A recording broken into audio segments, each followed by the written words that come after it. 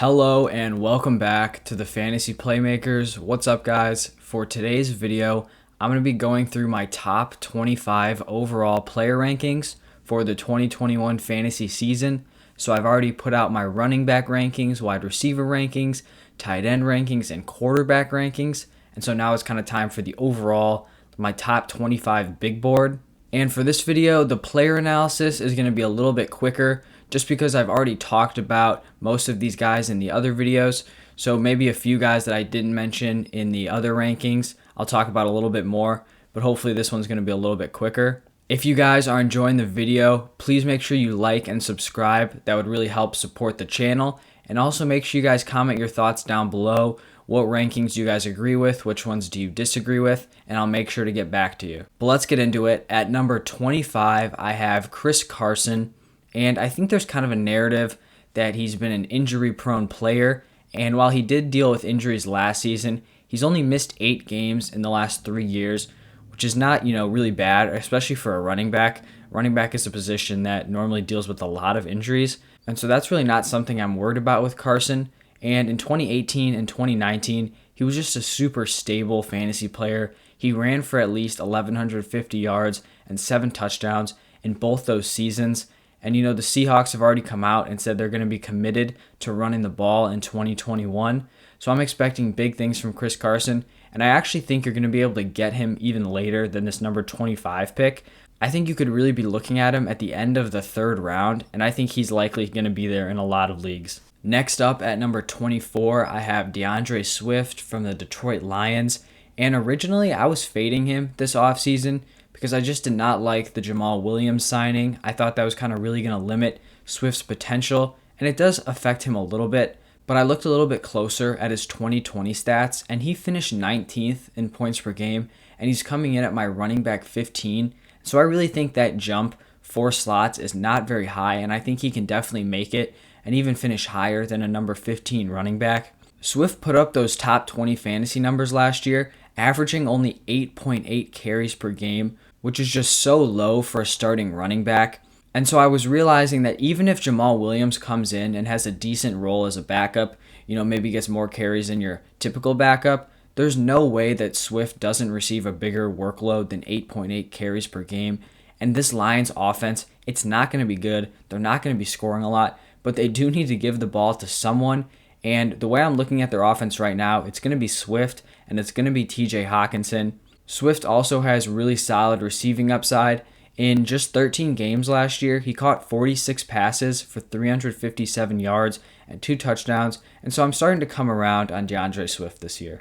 Now at number 23, I have Calvin Ridley, who finished number 4 in points per game and total points last year. He was effective when Julio was in the lineup, and he was effective when Julio was out of the lineup, so I just think he's a really safe and consistent option for the 2021 season. At number 22, I have Keenan Allen. He's going to be the Chargers' clear number 1 receiving option. And with Justin Herbert at quarterback, I think he has top-tier wide receiver 1 potential. The Chargers also had a great offseason, made a lot of offensive line improvements, which I think will only help their passing game even more. Coming in at number 21, I have Clyde Edwards-Helaire, who, if we're being honest, he flopped last year. He was not good. He did not live up to expectations. He was being selected in the 1st round and just really disappointed. But I really think this year people are kind of over-adjusting in the wrong direction. Last year they were too high on him, and this year they've just totally thrown him away. I don't think that should really be happening. Prior to Le'Veon Bell signing with the Chiefs, Clyde Edwards-Helaire was averaging 19 carries a game and 3.5 receptions. And so he was getting that workhorse workload. The only issue is that he was just not getting in the end zone. He was averaging over 40 touches per touchdown, which is just an absolutely terrible pace. And I just think that has to overcorrect in the other way. Even if he's not like a league average touch per touchdown rate, he has to get at least closer to league average because 40 touches per touchdown is just so incredibly low. And so Clyde Edwards-Helaire may be a guy that you're able to get at a discount this year just because people feel burned by his performance from 2020. Now at number 20, I have Justin Jefferson, who was the number 8 wide receiver in points per game and number 6 in total points as a rookie. And I just don't really see why these numbers wouldn't continue to go up or even stay the same. if he stays the same, he still lives up to this ADP, and I could definitely expect some more yards, some more receptions, and most likely, I think he's going to get a couple more touchdown receptions this year.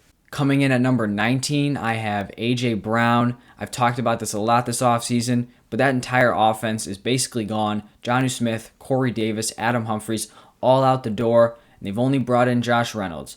And Josh Reynolds is not going to fill the void of all those targets, so it's going to be A.J. Brown and Derrick Henry, who are really the only two guys in that Titans offense. And I really think Brown could see an even bigger target share to go along with his already explosive big plays. Now at number 18, I have Antonio Gibson. I think he's going to be on a much more efficient Washington football offense in 2021. And I just think he's going to continue to build on his 2020 workload after he went out and established himself as the number one running back for the Washington football team.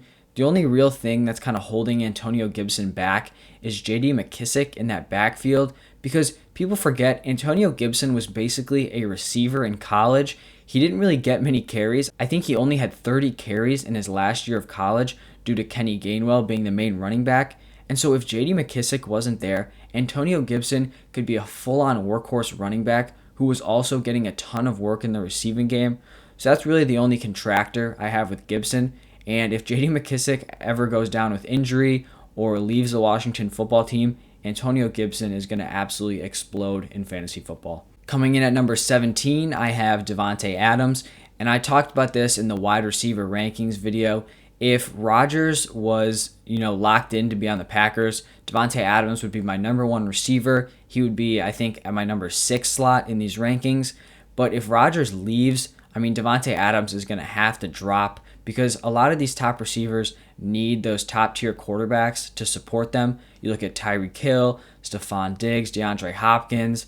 They have Patrick Mahomes, they have Josh Allen, and they have Kyler Murray. So Davante Adams would definitely take a fall if Rodgers is gone. So right now I kind of have him at like an in-between spot, because I think if Rodgers is back, he's obviously going to jump back up. But if Rodgers leaves, I think he could even fall a couple more spots from here. Now at number 16, I have DeAndre Hopkins, who had a very good first year with the Cardinals, and I don't really see why this is going to change. Kyler's going to be back. He's going to have another year of experience. They've also brought in some extra weapons, which I think can only help DeAndre Hopkins take a little bit of the pressure off him.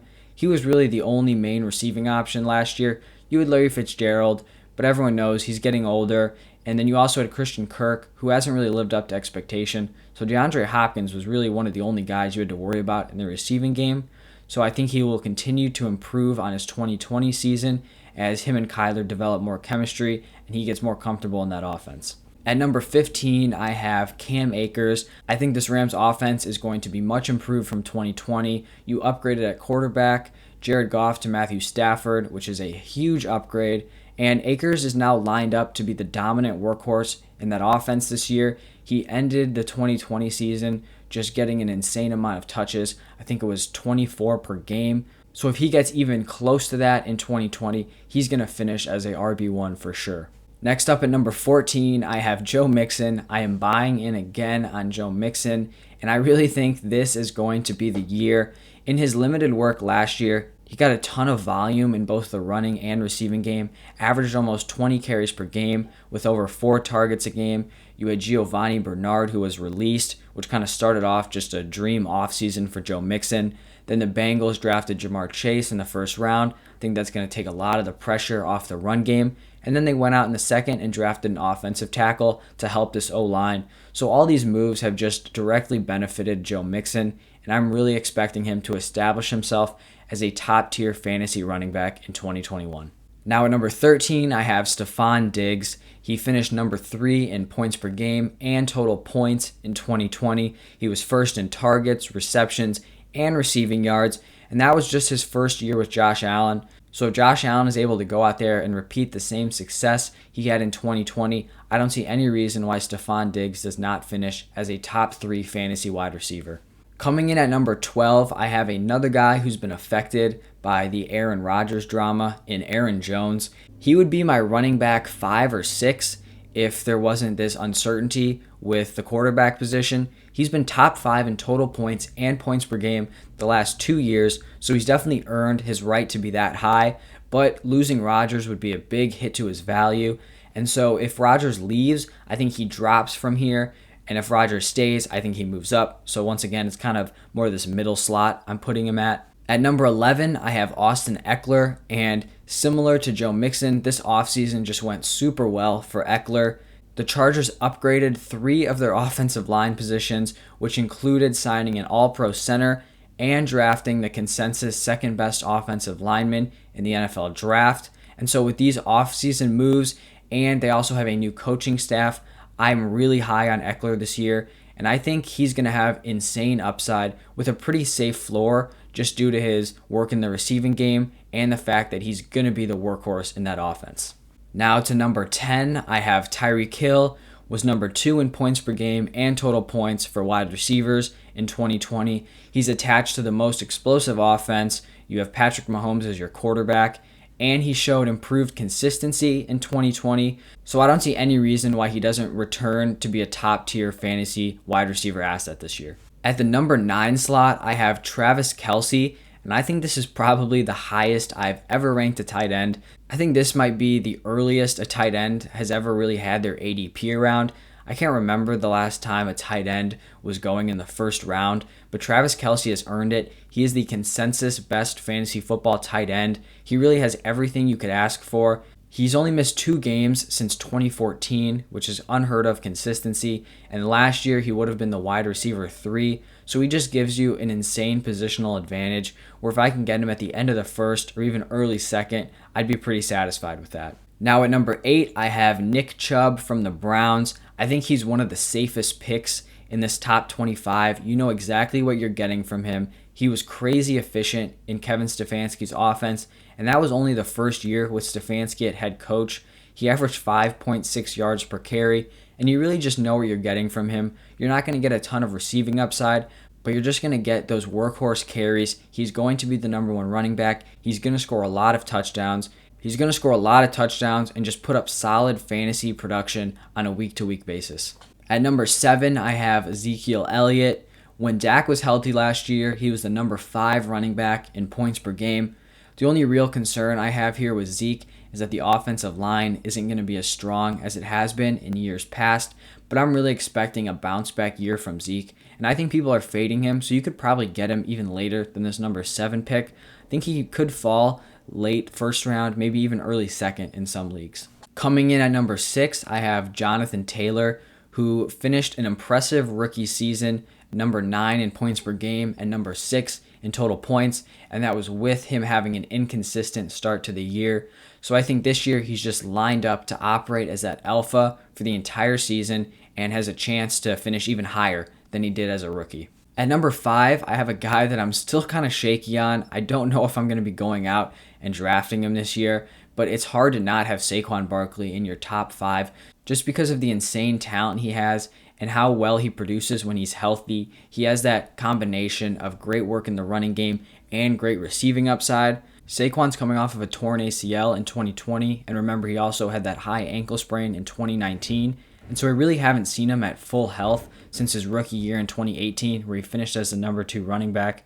And this Giants offense is improving, but the offensive line is still subpar, so there's definitely still some concerns with Saquon this year. Now at number 4, I have Alvin Kamara, who really has that great receiving upside I was talking about with Saquon. He's up there with the Christian McCaffreys, the Dalvin Cooks, in that kind of dual threat running back range. But Drew Brees retiring definitely hurts his value, and I think it'll be interesting to see how Sean Payton adjusts with him in the offense. I'm still confident he's going to be a focal point in that offense, but I just think his ceiling is a little bit capped when he's not getting that 7 targets per game he was getting with Drew Brees. Next up at number 3, I have Derrick Henry, who has just been the model for consistency at the running back position. He's only missed 2 games his entire career. He's top 4 in points per game and total points in the last 2 years, and he's going to be one of the 2 main Titans weapons. I talked about it with A.J. Brown. It's going to be Derrick Henry, and it's going to be A.J. Brown for the Titans, so you know he's getting that workhorse role. And so really, I'm just going to be banking on him staying healthy for another year, and he hasn't given me any reason to bet against him. Now at number 2, I have Dalvin Cook, who was the second best fantasy running back last year behind Kamara. He has that balance on the ground and in the air that I've been talking about, and he was a huge red zone threat for the Vikings, number 1 in red zone touches and goal line carries. Now that he doesn't have that kind of injury-prone label attached to him, I expect Dalvin Cook to kind of be the consensus number 2 this year. The last guy in my rankings, coming in at number 1, the consensus top running back for fantasy this year, it's got to be Christian McCaffrey. From 2017 to 2019, he's played in all 16 games, so I really don't care that he only played in 3 games in 2020. He's proven he can have that alpha workload while also staying healthy for a full season, and in terms of fantasy, he has the highest ceiling of any running back by far. He was number 1 in points per game and total points in 2019. He was number 1 in points per game in 2020, even though he only played 3 games. I talked about this in my running back rankings video, but Christian McCaffrey just provides such a positional advantage that normally is just not present for running backs. Normally you have like your top running backs and they're all kind of clumped together. Christian McCaffrey is just in a whole nother tier. He's like the Travis Kelce of running backs. And so that is just super valuable, especially at this number 1 pick. I think the difference between the number 1 pick and the number 2 or 3 or 4 is just so huge that if I'm selecting in drafts, I either want to be picking number 1 or I want to be picking towards the back end of the first round. All right, that is going to wrap up my top 25 rankings. Thank you guys so much for listening. Remember, make sure if you guys enjoyed the video, leave a like and subscribe. I would really appreciate that. And also let me know your thoughts down below. I'll make sure to update these throughout the off season, but this is all I have for now. Thank you guys again. See you next time.